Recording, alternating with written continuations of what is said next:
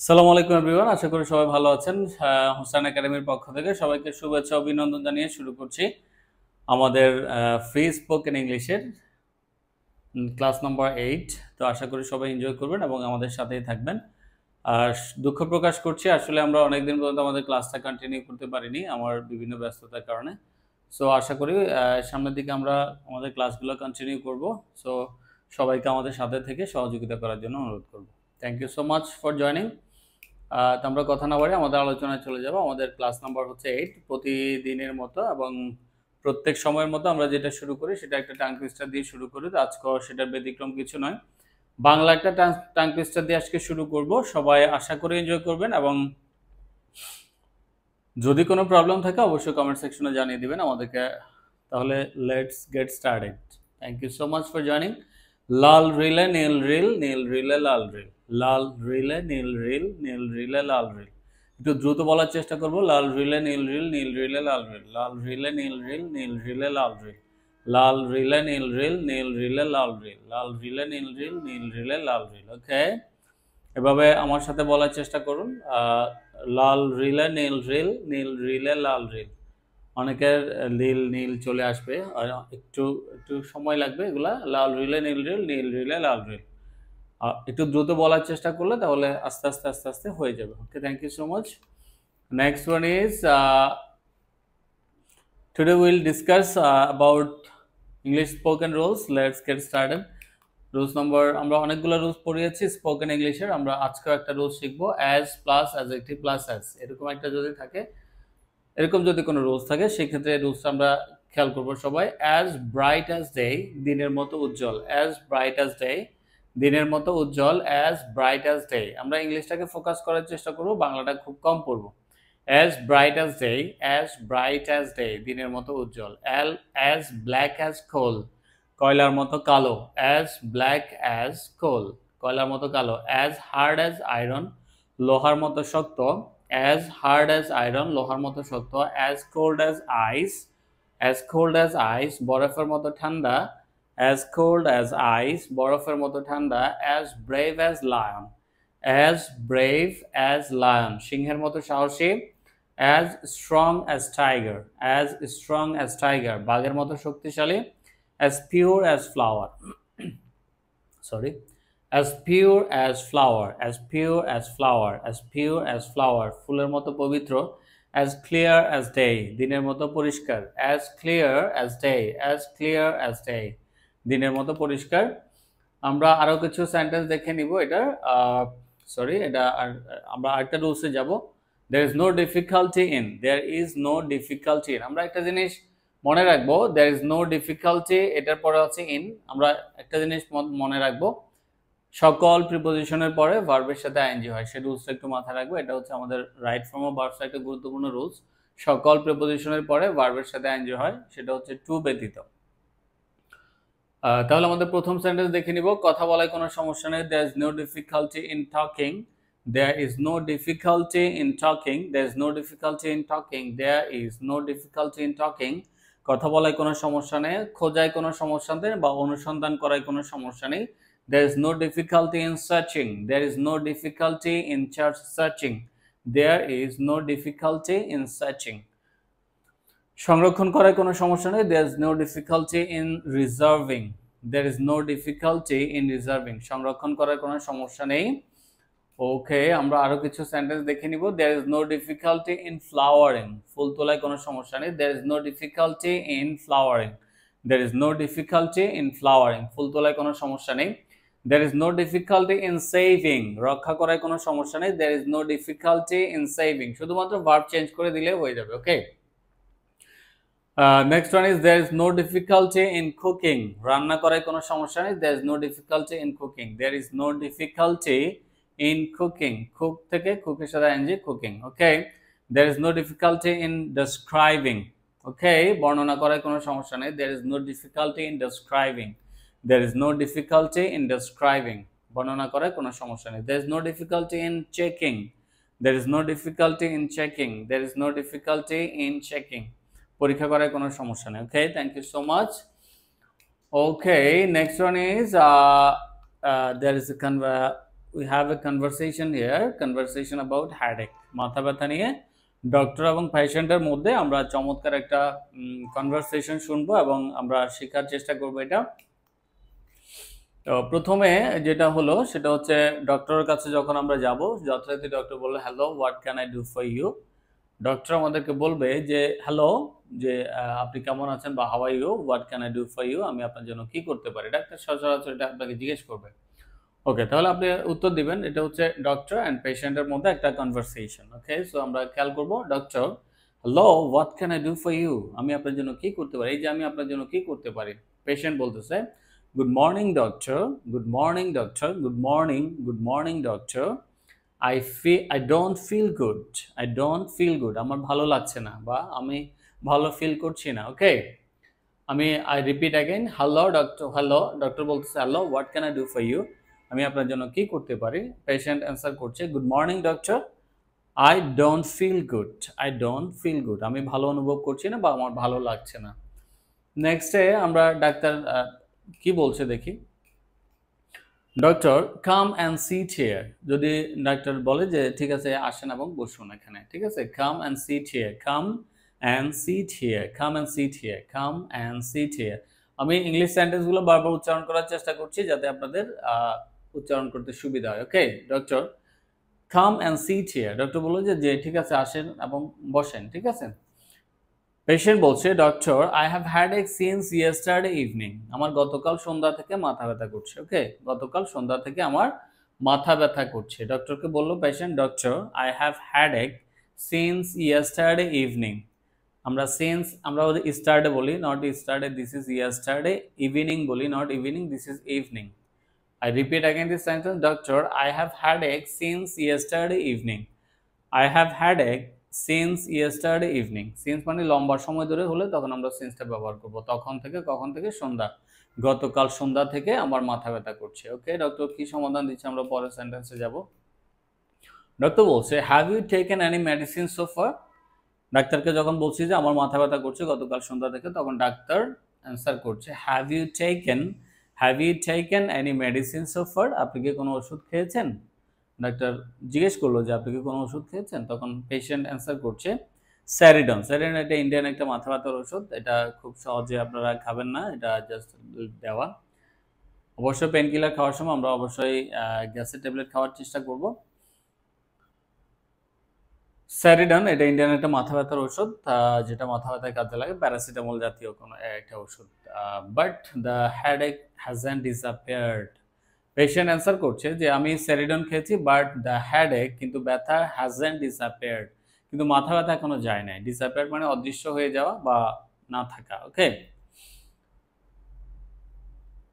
I repeat again these sentences. Doctor, have you taken any medicine so far? Doctor জিজ্ঞেস করছে আপনি কি কোনো মেডিসিন নিয়েছেন, কোনো ঔষধ নিয়েছেন।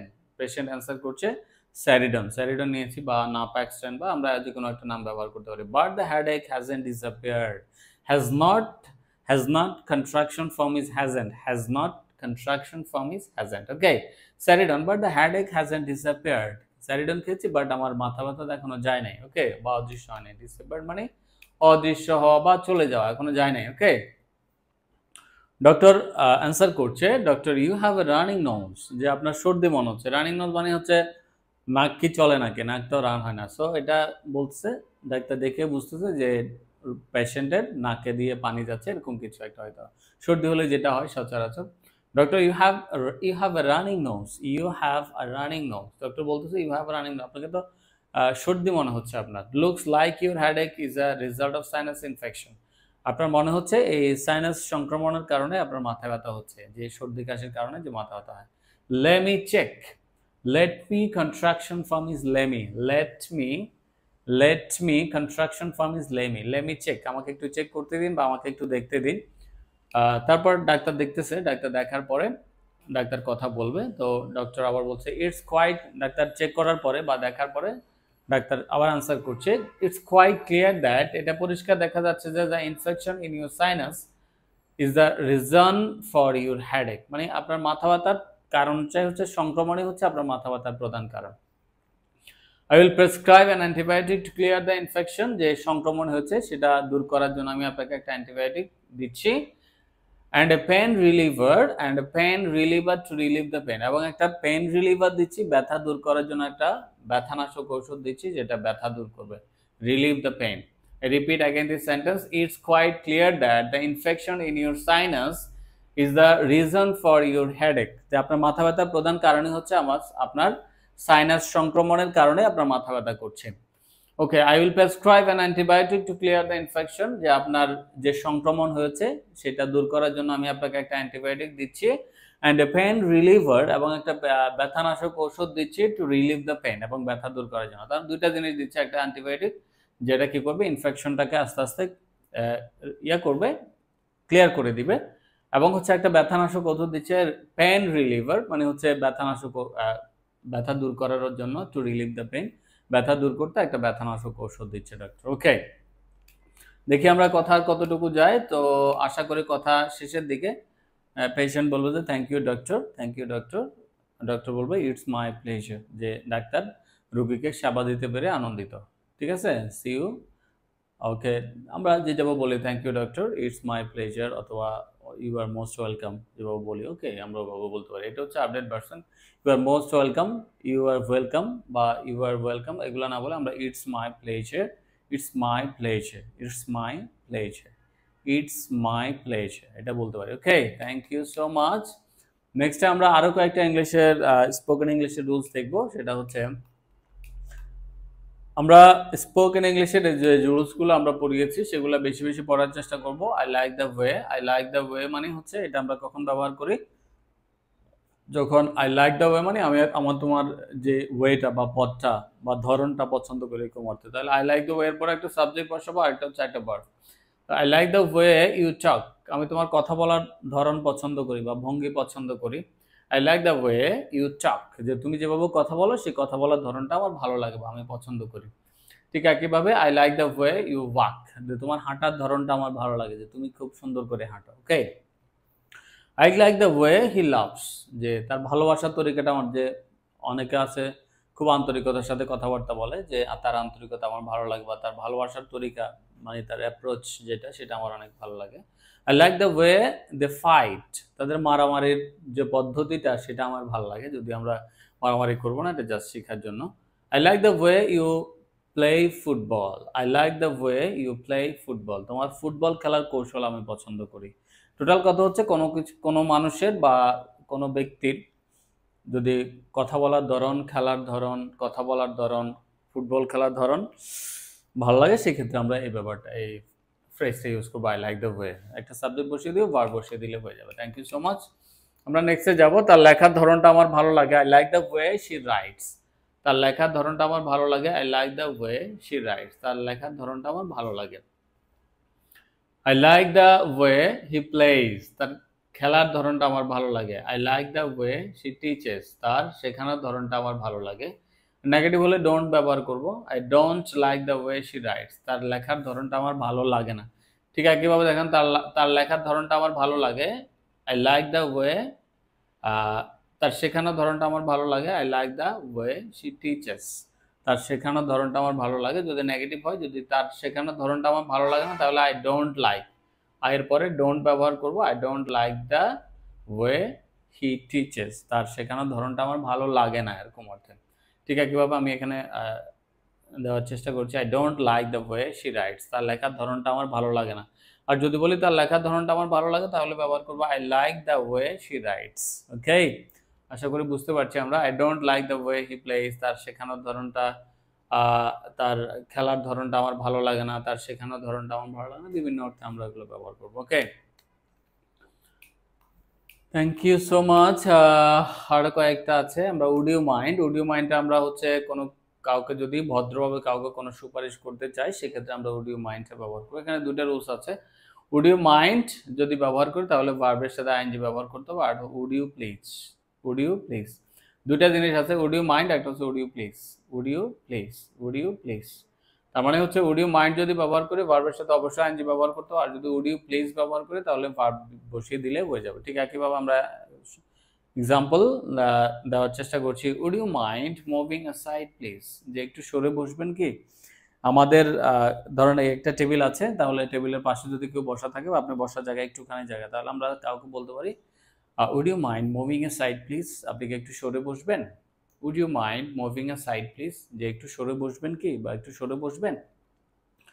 উড ইউ মাইন্ড ব্যবহার করলে মুভের সাথে আইএনজি মুভিং, আর যদি উড ইউ প্লিজ ব্যবহার করে তাহলে শুধু মুভ। আমরা দুইটা রুলস দেখিয়েছি। উড ইউ মাইন্ড ব্যবহার করলে অবশ্যই ভার্বের সাথে আইএনজি ব্যবহার করব, আর যদি উড ইউ প্লিজ ব্যবহার করে তাহলে ভার্বের সাথে কিছু বসাইতে হবে না। Would you please move aside, would you please move aside, would you please move aside. Okay, thank you so much. আরো আছে, আর কয়েকটা সেন্টেন্স সম্ভবত আছে উড ইউ মাইন্ড দিয়ে। ওকে, আমাকে কিছু টাকা ধার দিবেন কি? Would you mind lending me some money, would you mind lending me some money, lend ING, lending me some money, যেহেতু মাইন্ড ব্যবহার করছে। উড ইউ প্লিজ ব্যবহার করতে হলে lend me some money, would you please lend me some money, would you please lend me some money. তার নামটা বলবেন কি? Would you mind telling me your name, আপনার নামটা বলবেন কি? আপনার নামটা বলবেন কি? Would you mind telling me your name, telling me your name, would you mind telling me your name, would you please tell me your name, would you please tell me your. তার মানে হচ্ছে would you mind যদি ব্যবহার করে ভার্বের সাথে ING হবে, আর যদি উড ইউ প্লিজ ব্যবহার করে তাহলে ভার্বের সাথে আইএনজি হবে না। ওকে, থ্যাংক ইউ সো মাচ। নেক্সটে আরেকটা জিনিস, most important rules, this is suppose two. Suppose two এর পরে এম ইজ আর থাকলে আছে অর্থে ব্যবহার হবে, থাকার মানে এই ব্যাপারটা আমরা যখন সেন্টেন্সে যাব তখন আরো ক্লিয়ার হয়ে যাব। কথা আছে বা কথা ছিল এরকম অর্থে আমরা সাপোজ টু এর পরে এম ইজ আর অথবা ওয়াজ ওয়ার বসাবো। তার মানে থাকার, যাওয়ার কথা আছে, খাওয়ার কথা আছে, কেনার কথা আছে, এরকম অর্থে আমরা সেন্টেন্সে গেলে আরো ক্লিয়ার হয়ে যাব। সাপোজ টু কখন ব্যবহার করব? যে কথা আছে বা কথা ছিল এরকম অর্থে, এটুক মাথায় রাখে। আমার ঢাকা যাওয়ার কথা ছিল, I was suppose to go to Dhaka, আমার ঢাকা যাওয়ার কথা ছিল, I was suppose to go to Dhaka, I was suppose to go to Dhaka, I was suppose to go to Dhaka. আমার কলমটি কেনার কথা আছে, I am suppose to buy this pen, I am, আমার কথা আছে, কথা আছে হলে এর সাথে এম ইজ অথবা সাবজেক্ট ওয়াইজ, সাবজেক্ট যদি সাবজেক্ট অনুসারে এম ইজ আর হবে এবং সাবজেক্ট অনুসারে ওয়াজ ওয়ার হবে। তার মানে এম ইজ আর যদি হয় তাহলে থাকার কথা আছে, আর যদি ওয়াজ ওয়ার থাকে তাহলে কথা ছিল। I am suppose to buy this pen, আমার কলমটি কেনার কথা আছে আর তার বাজারে আসার কথা আছে। He is suppose to come to market, he is suppose to come to market, তার বাজারে আসার কথা আছে, তার ফুটবল খেলার কথা আছে। They are suppose to play football, they are suppose to play football, তার ফুটবল খেলার কথা আছে বা তাদের ফুটবল খেলার কথা আছে। আমরা যদি তাদের ফুটবল খেলার কথা ছিল তাহলে they were suppose to play football. তার মানে এমিজারের পরিবর্তে ওয়াজ ওয়ার বসিয়ে দিলে সেন্টেন্স চেঞ্জ হয়ে যাবে। ওকে, আশা করি সবাই এনজয় করছেন। Thank you so much for joining this student.